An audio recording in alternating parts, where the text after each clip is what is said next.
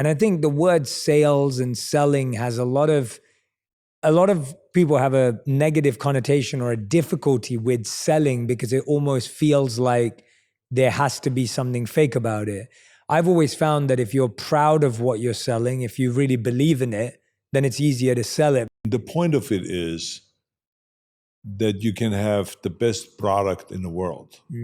But if no one knows about it, what's the point of the product? Mm-hmm.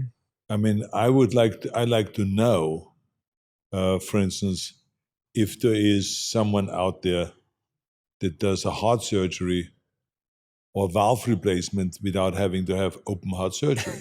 Yeah. But if I don't know, I would just go to the hospital and say, I want to have an open heart surgery and I want to get the valve replaced. Mm-hmm. But if I know, because they promoted it well, I can go now and call that expert and then go. So this is why I think it's so important.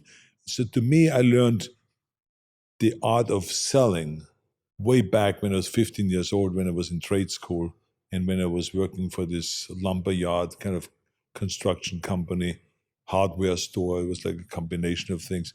We were taught how to sell the merchandise. And then sometimes we were able to follow the guy that is the boss.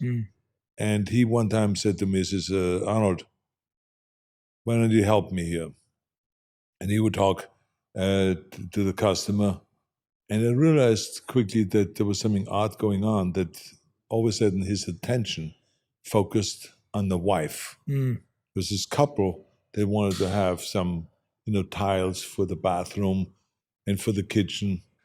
And he first talked to him and how much money does he want to spend and all this stuff, what colors and all. Then all of a sudden he was like, he ended up only talking to the woman. So he says, so what did you learn? I said, well, I learned that you were really very clear about all the advantages and disadvantages of the various different tiles and the various different colors. He says, yeah, that's right.